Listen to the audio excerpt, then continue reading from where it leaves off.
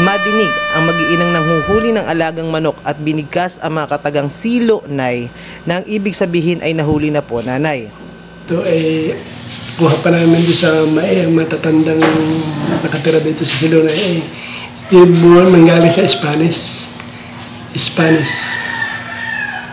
na may dumuong ditong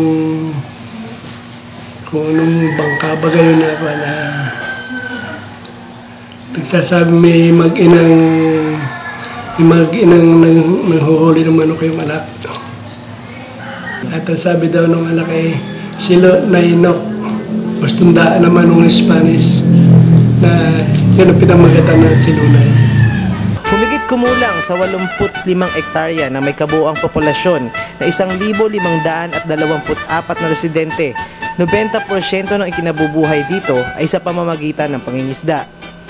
Alas 3 pa lamang ng umaga, nagsisimulan ang paghahanap ng kabuhayan gamit ang kanilang mga bangka.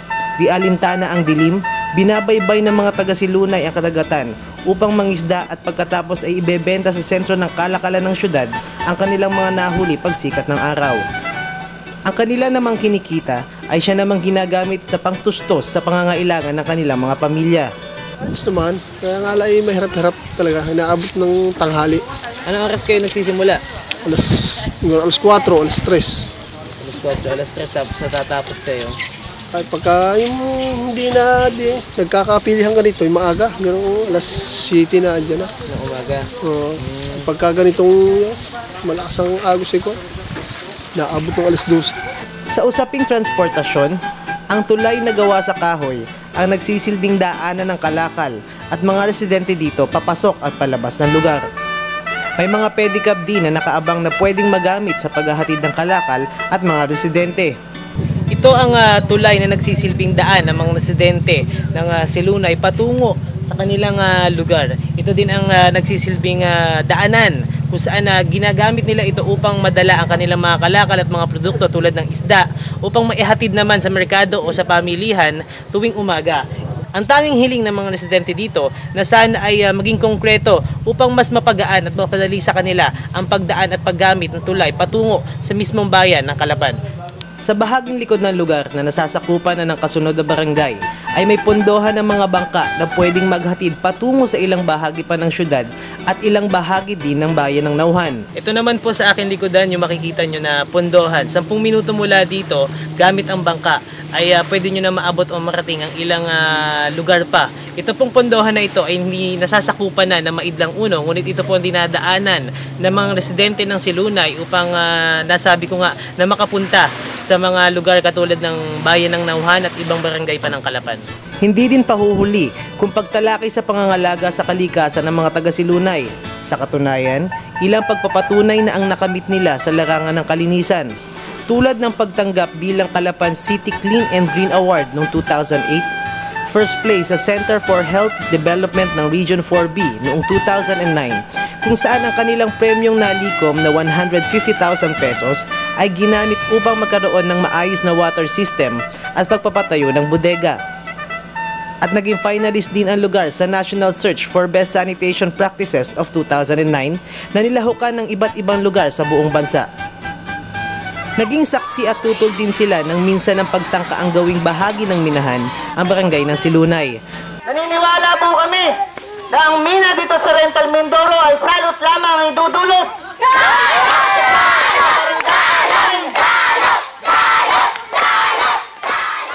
Alinsunod naman sa peace and order.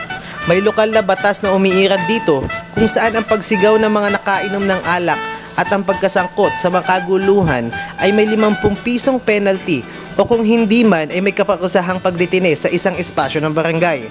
At para sa mga kababaihan, may katatapos lamang na training ng pananahi na maaring magamit para sa dagdag kabuhayan.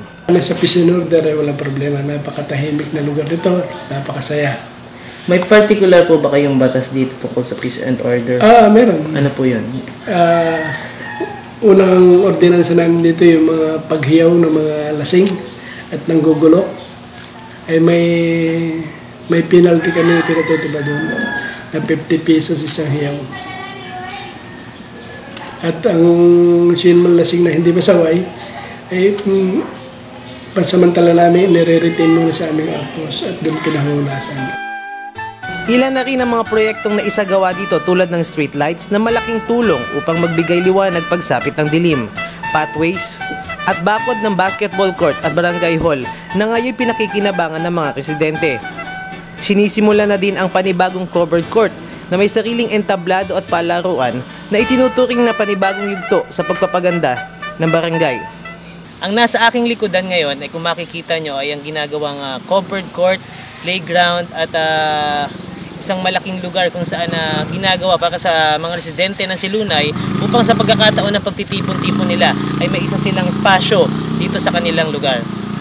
Ito ay magsisilbi ding sentro ng kanilang mga palaruan at mga sentro ng mga aktibidades na gagawin ng buong barangay. May sariling eskwelahan ng elementarya na mayroong 400 estudyante at sinasabing naging hubugan ng edukasyon mahigit na sa isang siglo. At yan ay isa sa pinakamatandang eskwelahan sa buong Calapan. Gano'n na ho katagal yan? 107 years na yan. Yung pong Silunay Elementary School, mga ilan po yung estudyante? Siguro humigit kumulang sa mga 400.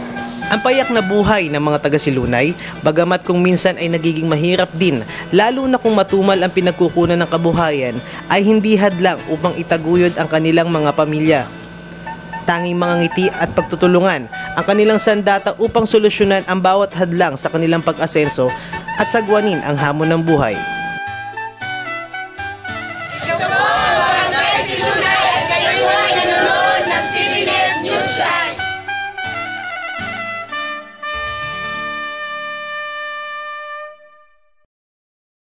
At yan po ang kabuuan ng mga balitang nakalap ng Newsline Staff and Crew sa nagdaang isang linggo. Ito po sa Irish Balyada nag-iiwan sa inyo ng isang mapayapa at magandang gabi. Maraming pong salamat sa inyong walang sawang pagsubaybay.